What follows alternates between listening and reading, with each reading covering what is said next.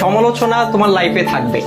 তুমি যতদিন বেঁচে থাকবা ততদিন তোমার লাইফে সমালোচনা থাকবে, অবহেলা থাকবে, অবজ্ঞা থাকবে, তুচ্ছ-তাচ্ছিল্য থাকবে।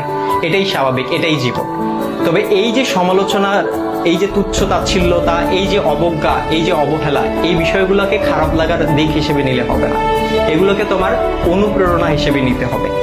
কারণ তুমি যখন এগুলোকে অনুপ্রেরণা হিসেবে নিবা, তখন এটা তোমার মধ্যে একটা জেদ তৈরি করবে।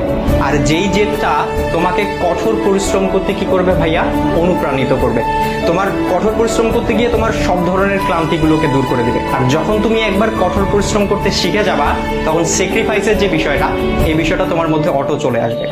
সুতরাং এই যে, আর সবকিছুর সাথে যদি বলো যে এই যে সমালোচনা, এই সমালোচনার পাশাপাশি জেদ, কঠোর পরিশ্রম, স্যাক্রিফাইস, আর এগুলোর সাথে যখন মেধার সংমিশ্রণ ঘটবে, তখনই তোমার স্বপ্নগুলো পূরণ হবে। সুতরাং সমালোচনাকারীর এই যে সমালোচনা, এই যে সমালোচনা তোমার লাইফে থাকবে।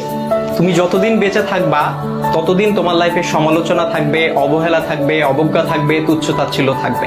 এটাই স্বাভাবিক, এটাই জীবন। তবে এই যে সমালোচনা, এই যে তুচ্ছ-তাচ্ছিল্যতা, এই যে অবজ্ঞা, এই যে অবহেলা, এই বিষয়গুলোকে খারাপ লাগার দিক হিসেবে নিলে হবে না। এগুলোকে তোমার অনুপ্রেরণা হিসেবে নিতে হবে। কারণ তুমি যখন এগুলোকে অনুপ্রেরণা হিসেবে নিবা, তখন এটা তোমার মধ্যে একটা জেদ তৈরি করবে।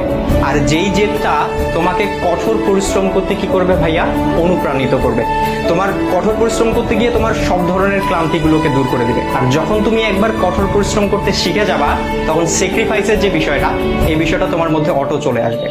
সুতরাং এই যে, আর সবকিছুর সাথে যদি বলো যে এই যে সমালোচনা, এই সমালোচনার পাশাপাশি জেদ, কঠোর পরিশ্রম, স্যাক্রিফাইস, আর এগুলোর সাথে যখন মেধার সংমিশ্রণ ঘটবে, তখনই তোমার স্বপ্নগুলো পূরণ হবে। সুতরাং সমালোচনাকারীর এই যে সমালোচনা, এই যে